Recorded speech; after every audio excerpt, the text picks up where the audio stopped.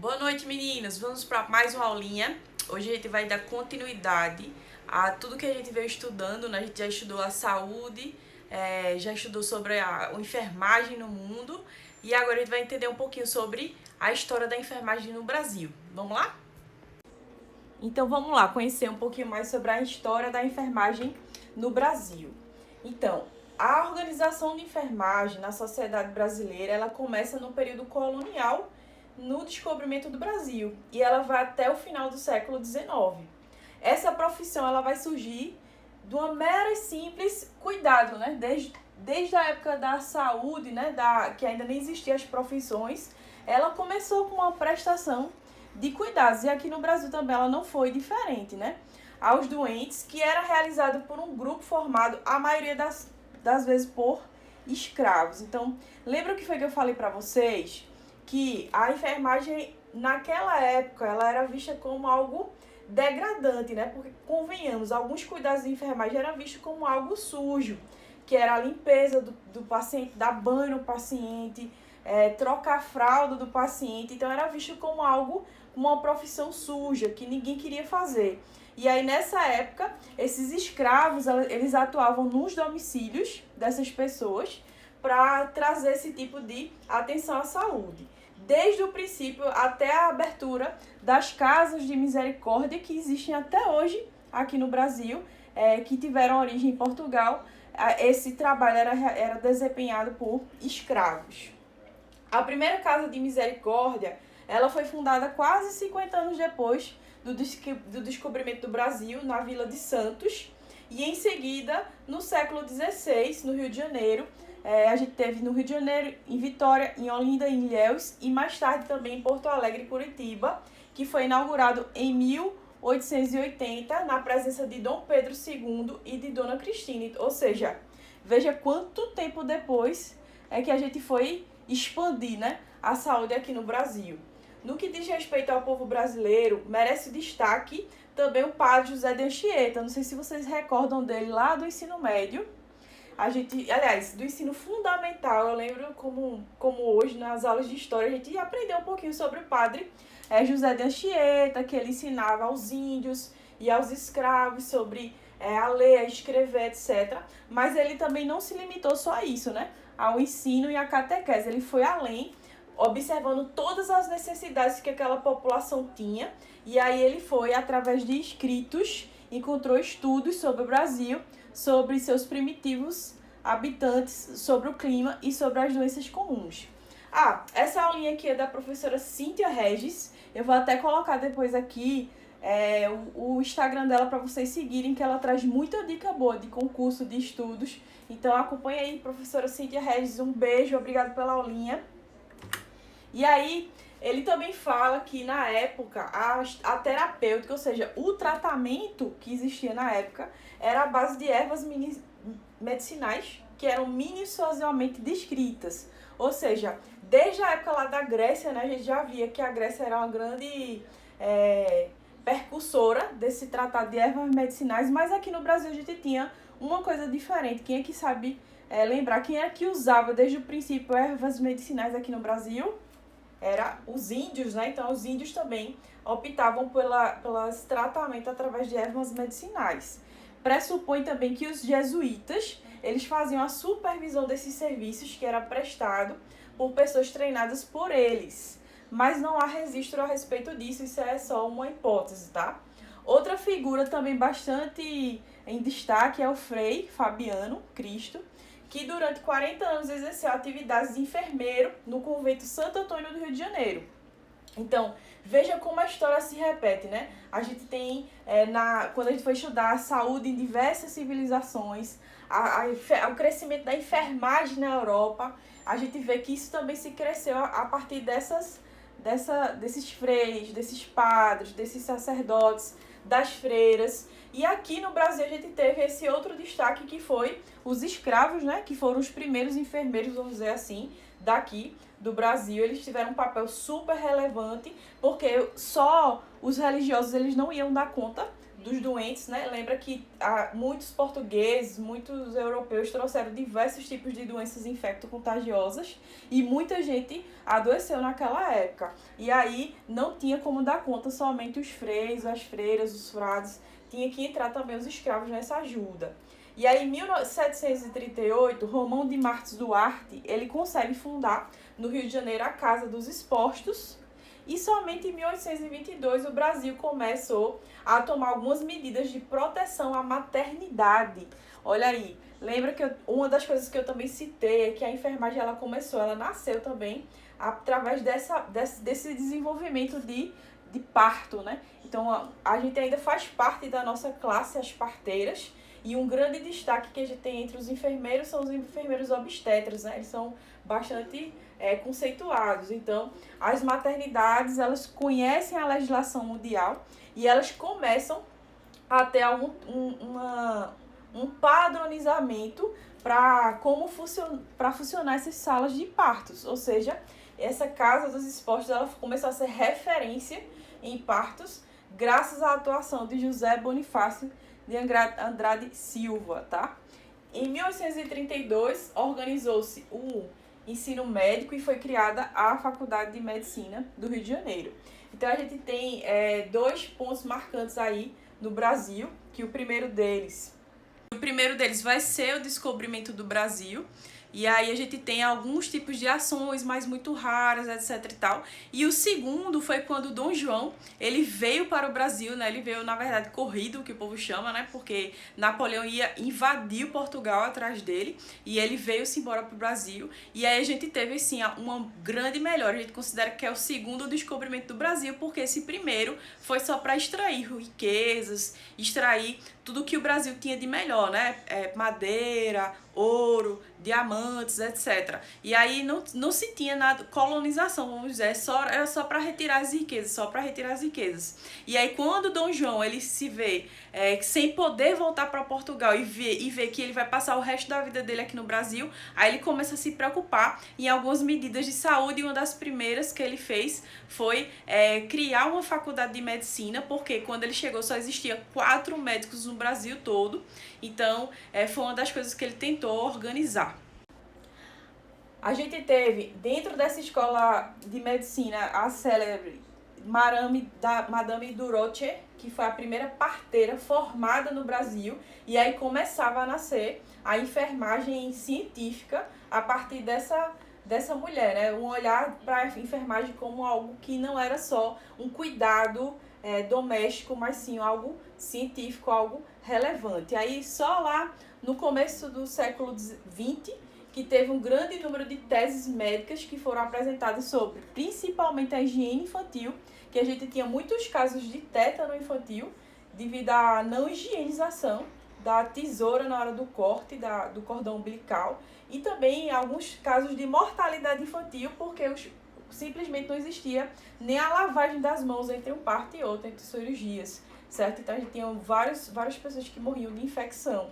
E aí nesse processo de medicina, entretanto, não teve uma influência imediata para a enfermagem, ela começou só vamos dizer assim, a existir, né? Sendo assim, a enfermagem brasileira do tempo do Império, raros nomes se destacam, e aí merece uma menção especial a Ana Nery, que a gente vai falar um pouquinho sobre ela agora, tá? Então, quem foi Ana Nery, né? Qual a importância? Porque a gente sempre que se forma, todo mundo pergunta, né? Ah, quem é Ana Nery? Você é Ana Nery? Você vai ser enfermeira Ana Nery? Não, você é enfermeira, né? Ana Nery é ela, né? Eu sou a Amanda. E aí a gente tem sempre essa brincadeira. Então, Ana Nery, ela tinha esse diferencial que hoje em dia os mais antigos, eles usam para diferenciar o nível técnico do nível superior. Então, quando alguém lhe pergunta se você é enfermeira Ana Nery, ele quer saber se você vai ser enfermeira bacharel em enfermagem, certo? E a gente tem o nascimento dela, né, que foi em 1814. O nome dela era Ana Justina Ferreira. E ela nasceu na cidade de Cachoeira, na província da Bahia. E aí ela se casou com Isidoro Antônio Nery, por isso que Ana Nery, ela adotou o nome do marido. E aos 30 anos ela se enviuvou, deixando 2 filhos. Um dos seus filhos ele se tornou médico militar e oficial do exército. E são convocados esses 2 filhos para servir a pátria na Guerra do Paraguai, que era sob a presidência de Solano Lopes. O mais jovem, que era aluno do 6º ano de medicina, se ofereceu para os serviços médicos na guerra. E o mais velho, que era oficial do exército, ele também foi para essa guerra. E a Ana Nery, ela não resiste à separação familiar. E ela escreve ao presidente, né, para deixar ela ir para a guerra também, para lutar pela pátria. E aí, em 15 de agosto, parte para os campos de batalha, onde seus 2 irmãos também lutavam. Então, a família dela todinha estava lá, né? E aí ela improvisa hospitais, não mede esforços para os feridos e ganha grande destaque, né? Após 5 anos, ela retorna ao Brasil e é acolhida com muito carinho e louvor. Recebe uma coroa de louros por todo o serviço prestado, né? Por todas as pessoas que ela consegue salvar. E Vitor Meirelles pinta sua imagem, que é colocado no edifício Paço Municipal, que é essa imagem aqui, tá? Tá lá no Paço Municipal. E o governo imperial, ele concede uma pensão, além de medalhas humanitárias de campanha. Ela faleceu no dia 20 de maio de 1880, e a primeira escola fundada no Brasil recebeu o nome dela, Ana Nery. Assim como Florence, ela rompeu preconceitos da época que faziam com que a mulher fosse uma prisioneira do lar, né? Então, aí, veja, ela morreu, não era nem em 1900, né? Se a gente... Deixa eu pegar aqui para conversar com vocês. Se a gente começa a entender que a nossa sociedade ela é extremamente machista, que a mulher ela começou a sair para trabalhar há poucos anos atrás, a gente tem toda essa reflexão.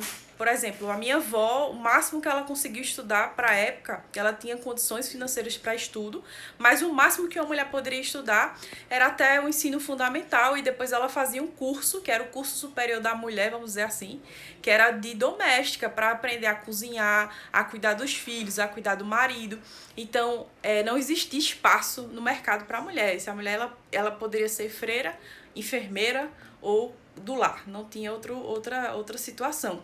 E aí, por ela ser enfermeira e ganhar grande destaque, a Ana Nery, ela também lutou, porque também dentro desse destaque tem também preconceitos, como existe até hoje, né? Toda mulher que se destaca sempre tem algum tipo de chacota em relação a isso. Então, imagina naquela época, né? Aquela época era muito pior. Vamos ver mais um pouquinho. E aí, o desenvolvimento da educação na enfermagem no século XIX, a gente teve no final do século XIX, apesar do Brasil ter um imenso território populacional, pouco disperso, né? Existia muito território, mas pouca gente morando, e esse processo de urbanização lento e progressivo já se sentia nas cidades que começavam a crescer de forma desordenada, como por exemplo São Paulo e Rio de Janeiro. E aí, se tem muita gente indo para um lugar só e não tem uma organização para receber essas pessoas, aí começa a crescer o quê? Problemas sanitários. Problemas principalmente relacionados a doenças infecto-contagiosas, principalmente trazidas pelos europeus, pelos escravos africanos, e aí ela começa a se propagar de forma rápida e progressiva, já que a gente não tem, naquela época não tinha uma estrutura hospitalar, não existia antibióticos, não existia nada disso, né? E aí a gente tem a questão de construir também um problema econômico e social, porque se a gente hoje em dia no Brasil já tem um problema de distanciamento social, né? Quem é rico é muito rico, quem é pobre é muito pobre. Naquela época era muito pior, certo? Então, existia uma problemática imensa, porque o Brasil não se tinha indústrias, não se tinha nada disso, era basicamente só exportação de açúcar, de café, de leite, de tudo. E aí, para deter essa ameaça dessas exportações do comércio brasileiro, o governo começou a ter que tomar algumas medidas. Ou seja, quando mexe no bolso, começa a doer, né? Então, ou seja, o governo começou a se manifestar para fazer alguma coisa para evitar que os estrangeiros parassem de pegar, que eles começaram a ameaçar. Ah, eu não vou querer comprar o açúcar do Brasil porque ele vai vir contaminado. Ah, eu não vou querer comprar o café do Brasil porque ele vai vir no navio e vai contaminar a minha população. Então, para tentar melhorar esses serviços públicos, e a gente fez uma reforma, que quem fez essa reforma foi Oswaldo Cruz em 1904, que foi uma quarentena revitaliza. Ou seja, a Diretoria de Saúde Pública através de uma estrutura pública, ela adotou medidas para evitar a febre amarela, através de um isolamento. Qualquer semelhança não é mera coincidência, tá, minha gente? E a desinfecção e o Instituto do Soro Terápico Federal, que posteriormente veio a se transformar no Instituto Oswaldo Cruz. Então, naquela época, a gente também sofria de uma enfermidade, né? E a gente tem gente até que brinca, né? Que toda vez que é 1920, 1820, 2020, tem sempre uma pandemia instalada. Naquela época era a febre amarela, tá? Mais tarde, na reforma de Carlos Chagas, numa tentativa de reorganizar, então, Carlos Chagas, ele assume no lugar lá de Oswaldo Cruz. Vocês vão ver isso muito em saúde pública, a história da saúde pública do Brasil. E aí, por que Oswaldo Cruz caiu, né? Oswaldo Cruz, ele era militar, então ele impunha, ele não explicava, né, nada à população. Ou seja, ele obrigava. Uma das grandes problemáticas de Oswaldo Cruz foi a guerra da vacina, né? Então ele que começou a querer obrigar as pessoas a tomar vacina, arrombava, invadia a casa das pessoas, metia a agulha no braço, e não explicava nada. E as pessoas começaram a ficar com medo daquilo, em pavor daquilo, e que começaram a não querer mais aquela situação. E aí começaram a ir pra rua, protestar contra aquilo, não sei o quê. E aí foi que Oswaldo Cruz, saiu e entra Carlos Chagas com um grande diferencial. Carlos Chagas, ele tinha um olhar sanitarista, ou seja, para a população, e ele veio para educar a população, explicar, olha, você tem que tomar essa vacina, porque vai ser bom para você tem uma grande chance de morrer, você tem que fazer isolamento, porque se você não se isolar, você vai pegar a doença e você vai morrer. Então ele explicava às pessoas, e aí as pessoas aceitavam melhor aquelas mudanças da rotina do que se fazia. É feito hoje em dia, chegar alguém dizer, fecha tudo, todo mundo pra sua casa, ninguém pode sair, não explica nada pra gente, a gente vai surtar, né? A gente vai dizer, gente, eu não vou ficar em casa não, a gente ia protestar, não sei o que. Então tem que chegar essa informação, tem que explicar à população, pra que a população ela se cuide, ela tome cuidado, ela se higiene, lave as mãos, etc. Então aconteceu a mesma coisa naquela época, tá? E aí a gente teve a formação do pessoal de enfermagem, né? Que é para atender inicialmente esses hospitais civis e militares, e a criação do governo da Escola Profissional de Enfermeiros e Enfermeiras no Rio de Janeiro, que era junto do Hospital Nacional de Alienados. Então veja que ele seguia o modelo de Florence, né, que tem que ter junto um hospital, porque nessa época que a enfermagem era muito prática. Então a maioria das atividades de conhecimento era dentro do hospital, fazendo na prática, né, arregaçando as manguinhas e tentando fazer na prática. Essa escola é, de fato, a primeira escola de enfermagem brasileira, que foi criada em 1890, e depois até hoje ela existe na Unirio, tá? Na Universidade do Rio de Janeiro, e ela se chama Escola de Enfermagem Alfredo Pinto. E aí, outra grande influência na enfermagem aqui no Brasil foi a Cruz Vermelha Brasileira, que a princípio ela foi organizada pelo médico Oswaldo Cruz para atuar durante a Primeira Guerra Mundial. E aí, devido à gripe espanhola, lembra que eu falei para vocês? Toda vez 1920, 1820, 2020, a gente tem uma pandemia. E a grande pandemia que morreu muita gente naquela época foi a gripe espanhola, a última, né? E ela colaborou na organização desses postos de socorro e de hospitais doentes, e também enviando socorristas para esses hospitais e para também os domicílios, e também atuou como vítimas de inundações que aconteceu nos estados de Sergipe e da Bahia, também sofrendo de secas no Nordeste, tá? Muitos desses socorristas se dedicaram ativamente numa formação rápida e voluntária, e continuou exercendo suas atividades no fim desse conflito da Segunda Guerra Mundial. Então, o que foi que aconteceu naquela época? Não existia enfermeiro suficiente. É como se, por exemplo, chega aqui o coronavírus e não tem enfermeiro suficiente para tratar essa população toda, e precisa desse corpo. Então, eles começaram a fazer um treinamento rápido para enviar essas pessoas que eram tidas como enfermeiras. Tem até um termo, prático em enfermagem, que seria como se fosse o auxiliar de enfermagem hoje em dia, tá? E aí essas pessoas, elas iam para essa guerra, elas iam para essas cidades que tinham calamidade pública, seja por alagamento, seja por seca, seja pela própria guerra. E aí elas tentavam sanar aquelas dificuldades. Quando acabou a Cruz Vermelha, essas pessoas que tinham essa formação, elas poderiam continuar atuando na formação que elas tiveram, né? Vamos dizer assim. Então, é basicamente isso que aconteceu naquela época, tá? Eu viro aqui. E aqui a gente tem ó, algumas fotos que mostram, né? Deixa eu tentar trazer mais um pouquinho para vocês verem de frente. Como era a enfermagem antigamente, ó, todo mundo vestidinho de branco, com os chapeuzinhos de Florence Nightingale. Essa aqui é a primeira escola, ó. Escola Prática de Enfermeiros da Cruz Vermelha, ou seja, era como se fosse um auxiliar de enfermagem. E aqui mostrando o APH, olha ela, mobilizando o paciente, né? Imobilizando o paciente. Quando vocês forem estudar APH, lembrem-se dessa figurinha, viu? Atendimento pré-hospitalar do SAMU. Quem é técnico sabe. Deixa eu fixar ele aqui. Bom. E aí a gente teve as primeiras escolas de enfermagem de fato, né? Que como eu falei para vocês, a gente teve a mais antiga do Brasil, que foi a Alfredo Pinto, que também era chamada de Escola Profissional de Enfermeiros e Enfermeiras. Em 1880 ela foi criada ao lado do Hospital Alienados, e esse curso ele passou a ter 3 anos de duração e era dirigida por enfermeiras. Até hoje em dia é isso.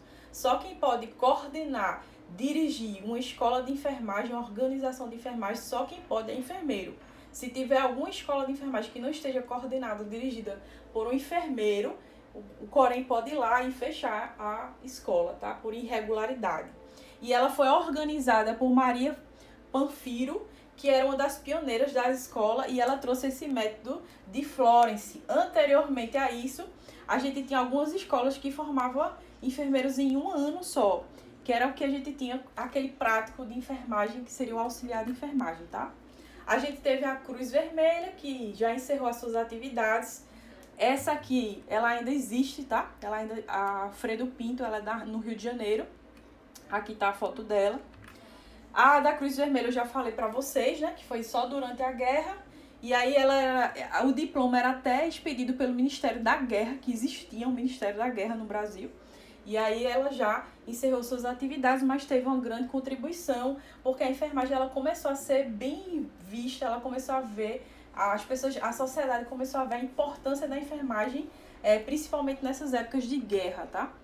E aqui a gente tem na escola Ana Nery, que ela surgiu no movimento sanitarista e também foi criada nesse decreto de 1923. E a escola, que é Dona Ana Nery, ela foi criada no modelo de Florence Nightingale, né, o modelo nightingaliano, em nível nacional. A primeira diretora foi a Miss Laura Louise, e faz parte do grupo de enfermeiras norte-americanas trazidas pela Fundação Rockefeller, em parceria com Carlos Chagas. Ou seja, Carlos Chagas pegou o curso de enfermagem que era o melhor visto, melhor conceituado no mundo, que era a escola de Florence e norte-americana, e eu disse que eu quero implantar esse modelo aqui e trouxe aqui para o Brasil. Esse era o modelo melhor que existia no mundo. E aí, o primeiro curso, ele contava só com 14 alunas e trazia aquele preceito de Florence. Lembra que eu expliquei para vocês? Florence, ela tinha muito receio da enfermagem, por ser constituída por mulheres, de ficar mal vista, né? De ter uma imagem de machismo, porque essa mulher não tá em casa, porque não casou, porque não tem filho. E aí ela, para evitar isso, ela só queria, o vestibular da época era que a mulher tivesse uma moral boa. Se ela fosse desmoralizada na sociedade, ela não entrava. Aqui no Brasil, ela começou dessa forma também. Essas 14 meninas que entraram nessa faculdade de enfermagem tinham que ser meninas castas da alta sociedade, que eram contra essa história de que mulher só pode casar, que mulher só é feita para ter filho. E aí era isso a principal ferramenta que eles tinham para separar quem entrava e quem não entrava. E aí os cursos eles começaram no Hospital São Francisco de Assis, onde seriam também os primeiros estágios. Então lembre-se, está vendo que sempre tem um hospital relacionado a essas escolas antigas, porque a enfermagem não tinha muita teoria, era só muita prática naquela época. E aí a gente teve essas alunas, elas também, em 1923, além da febre amarela, além da gripe espanhola, a gente também teve um grande surto de varíola. E essas enfermeiras e alunas dessa escola de Ana Nery, elas lutaram para diminuir a mortalidade, que chegava a 50%, e elas conseguiram baixar para 15%. A primeira turma de enfermeiras se diplomou em 1925, e a primeira diretora brasileira da escola, Ana Nery, ela foi Raquel Haddock, que foi nascida em 1881 e foi pioneira de enfermagem, na moderna, né, enfermagem no Brasil. Ela esteve na Europa durante a Primeira Guerra Mundial, também trabalhou na Cruz Vermelha, então, ou seja, ela tinha muita experiência, muito trabalho, muita coisa de fora, e ela continuou a trabalhar como enfermeira no Brasil, trazendo toda essa experiência que ela tinha com outros países, tá? Aqui um exemplo até hoje existe, tá? A escola Ana Nery, lá no Rio de Janeiro também, ó. Aqui uma foto dela. E aqui, essa foto aqui, deixa eu ver se vocês conseguem ver melhor. Ai. Essa foto aqui, veja que engraçada, elas estão usando uma capinha, tá vendo? Além desse chapéuzinho, que é chamado chapéu Florence Nightingaleano, essa capinha era como se fosse o capelo, né? A gente não tem a história. Quando se forma, tem um coisinha pendurada aqui, aí você bota ali para trás, né? A mesma coisa era essa capa. A gente usava uma capa e quando a gente se formava, a gente botava a capa para trás, que agora a gente não era mais estudante, agora a gente era profissional. E a gente tem a escola Carlos Chagas, que foi iniciativa de Dr. Hernani na Saúde Pública de Minas Gerais, e ela teve em homenagem a Carlos Chagas, que foi um ótimo ministro da saúde na época, e ela foi a primeira escola a sair do Rio de Janeiro, que na época era a capital do Brasil, e aí ela coube a Laís Neto dos Reis fazer parte dessa direção. E a escola Carlos Chagas, ela foi a pioneira entre as escolas estaduais e foi a primeira a diplomar religiosas no Brasil, né? Porque as outras escolas que existiam, elas só pegavam as meninas da alta sociedade, caixas de alta moral. E aqui não, elas começaram também a diplomar as religiosas, que, convenhamos, foram as primeiras, né? Que começaram a trabalhar na função de enfermeiras. Nada mais justo do que ter também essa vaga para elas. E a gente tem aqui a escola Luísa Marilac, que também foi dirigida pela irmã Matilde Nina, filha de Caridade. Essa escola, Luísa Marilac, ela representou um grande avanço, porque ela começou a abrir largamente essas portas, ou seja, não era só mais as meninas castas e da alta sociedade que podiam frequentar, eram também todas as congregações religiosas poderiam entrar, e muita gente começou a se formar através dessa escola, que foi na província camiliana brasileira. Aqui tem a foto da escola de enfermagem Carlos Chagas. A gente também teve a Escola Paulista de Enfermagem, que foi fundada em 1939 por franciscanas missionárias de Maria. E ela também foi pioneira, principalmente porque uma das grandes contribuições que ela trouxe foi o curso de pós-graduação em enfermagem obstétrica. Então, a primeira especialização do Brasil em enfermagem foi na obstetrícia, né? Nas parturientes, fazer partos. E aí a gente teve esse curso, originou muitos outros, que hoje em dia é ministrado em várias escolas no Brasil. Também a gente tem a escola da USP, que também até hoje funciona, tá? Essas duas ainda funcionam. Ela foi fundada na Fundação dos Serviços de Saúde Pública em 1944, na USP, na Universidade de São Paulo. E sua primeira diretora foi a Edith, que também prestava serviços aos serviços de enfermeiros do Departamento de Saúde. E a primeira turma ela foi diplomada em 1946. É isso, meninos. Para contar um pouquinho da história, né, de como foi que começou essas enfermeiras, como foi que começou a se difundir a enfermagem no Brasil. Eu espero que vocês tenham gostado e até a próxima aula. É isso. Tchauzinho!